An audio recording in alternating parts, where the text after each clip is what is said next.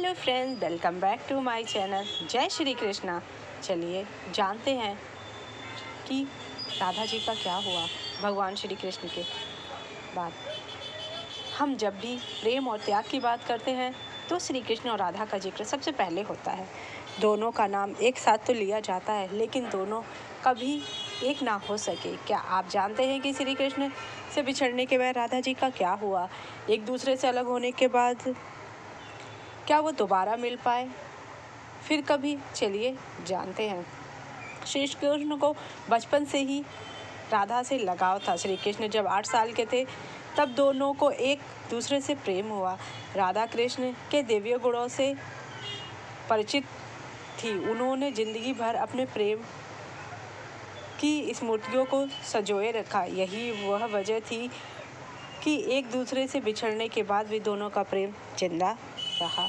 श्री कृष्ण के वृंदावन छोड़ने के बाद वे ही राधा का वर्णन बहुत कम मिलता है। कहते हैं कि राधा और श्री कृष्ण जब आखिरी बार मिले थे तो राधा ने श्री कृष्ण ने कहा था कि भले ही वह उनसे दूर जा रहे हैं, लेकिन मन से श्री कृष्ण हमेशा उनके साथ ही रहेंगे।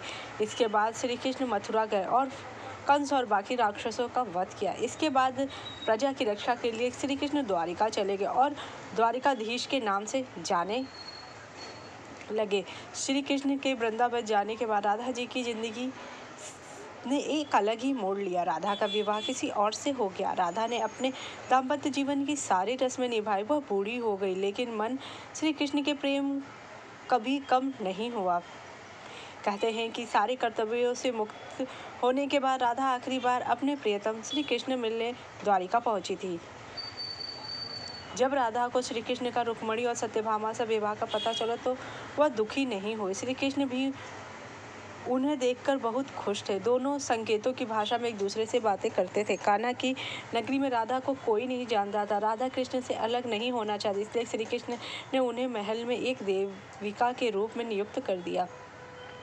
राधा महल से जुड़े कार्य देखती थी और मौका मिलते ही श्री कृष्ण को निहार लेती थी, लेकिन महल में राधा ने श्री कृष्ण के साथ पहले की तरह का आध्यात्मिक जुड़ाव महसूस नहीं कर पा रही थी। इसलिए राधा ने महल से दूर जाना तय किया। उन्होंने सोचा कि वह दूर जाकर दोबारा श्री कृष्ण के साथ गहरा आत्मीय संबंध स्थापित कर लेंगे। उन्हें पता नहीं था कि वह कहाँ जा रही हैं, लेकिन भगवान श्री कृष्ण जानते थे। धीरे धीरे समय बीता और राधा बिल्कुल अकेली और कमज़ोर हो गई। तब उन्हें भगवान श्री कृष्ण की ज़रूरत महसूस हुई। आखिरी लम्हे में भगवान श्री कृष्ण उनके सामने आए। श्री कृष्ण ने राधा से कहा वह उनसे कुछ भी मांग सकती हैं, लेकिन राधा ने इनकार कर दिया। श्री कृष्ण के दोबारा अनुरोध करने पर राधा ने बांसुरी बजाने का आग्रह किया। यह सुनते ही श्री कृष्ण ने बांसुरी की धुन छेड़ दी। श्री कृष्ण ने दिन रात बांसुरी बजाई जब तक राधा आध्यात्मिक रूप से श्री कृष्ण में विलीन न हो गई। बांसुरी की धुन सुनते सुनते राधा ने अपने शरीर का त्याग कर दिया। श्री कृष्ण जानते थे कि उनका प्रेम अमर है, बावजूद वे राधा की मृत्यु को बर्दाश्त नहीं कर सके। श्री कृष्ण ने प्रेम के प्रतीकात्मक अंत के रूप में बांसुरी तोड़कर फेंक दी। कहते हैं कि इस घटना के बाद भगवान श्री कृष्ण ने कभी दोबारा बांसुरी नहीं बजाई। क्योंकि उनका प्रेम राधा जी थी। कहा जाता है कि राधा और श्री कृष्ण को श्राप दिया गया था।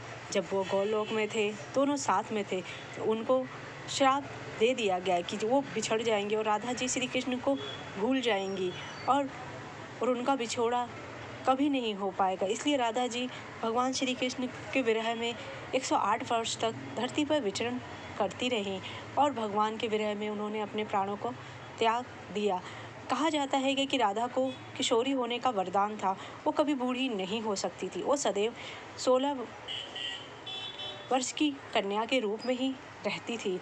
उनका यौवन हमेशा के लिए ठहर गया था। वो भगवान की पराशक्ति थी, आध्यात्म शक्ति थी, जो भगवान श्री कृष्ण से कभी विभक्त नहीं हो सकती। राधा जी के बारे में कहा जाता है कि राधा जी श्री सुखदेव की गुरु थी, क्योंकि उन्होंने ही उनसे कहा था श्री सुखदेव को कि राधा राधा नहीं कृष्ण कृष्ण बोलो। तो इस हिसाब से वो उनकी गुरु थी, क्योंकि उन्होंने उनको कृष्ण नाम की दीक्षा दी थी। राधा का नाम लेने से भवसागर से मुक्ति मिल जाती है। वो प्रेम का प्रतीक है। वही इस करुणामयी संसार की आधारशिला देवी। अगर आपको मेरी जानकारी अच्छी लगी तो इसके थैंक यू सो मच।